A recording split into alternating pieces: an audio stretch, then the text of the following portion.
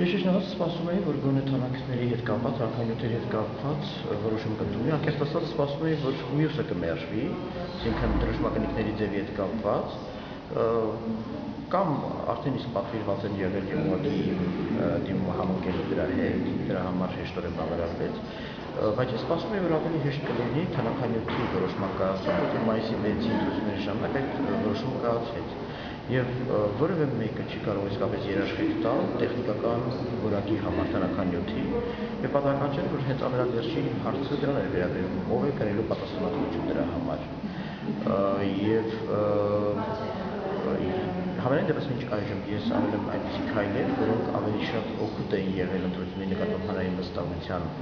բարձրացման առումով, մինչդեռ դրանց վերաբերյալ դիմումների, առաջարկների վերաբերյալ կայացվող որոշումները ճիշտ հակառակի մասին են։ Այն տպավորությունն է, որ այսպես ասեմ, ավելի շատ շահագրգռված են, որ այս ընտրությունները ավելի մեծ աղմուկ բարձրացնեն, ավելի մեծ խախտումներով ուղեկցվեն։ Ես համենայնդեպս դա եմ տեսնում, այսինքն պետական մարմինների կողմից, ովքեր պատասխանատու են ընտրությունների կազմակերպման համար, տեսնում եմ ճիշտ այնպիսի քայլեր, որոնք ավելի են նվազեցնում հանրային վստահությունը ընտրական պրոցեսի նկատմամբ։ Հետևաբար ես կարծում եմ, որ Կենտրոնական դրական հանձնաժողովը ինքը ուղղակի պատասխանատվություն է կրում իր այս որոշմամբ, եթե այդ օրվա ընթացքում դիտարկվեն որոշակի ահազանգեր թանաքանյութի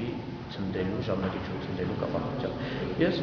անելու եմ իմ անելիքը, այսինքն իմ բոլոր հանձնաժողովի անդամներին հանրություն է տրվելու ուղղակի փորձարկել թանաքները եւ ուրեմն եթե պարզվեց, որ ընտրությունների օրը որևէ տեղամասում, թեկուզ մեկ տեղամասում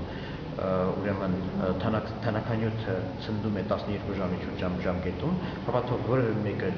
չսպասի, որ Ստեփան Սաֆարյան տեխնացուն ճանաչելու է ընտրությունները որպես կայացած կամ ընտրությունները որպես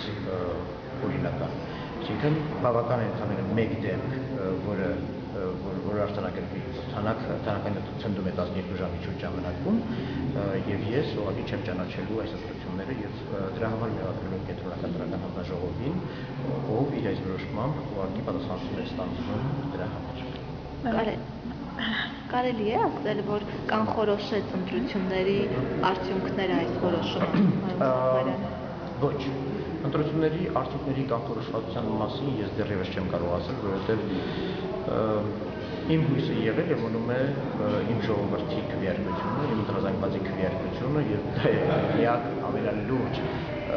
հանգամանքը, որը ինձ միջև հիմա պարել է ընտրապայքարի մեջ, այն պարագայում ես դուրս եկած կրել էի։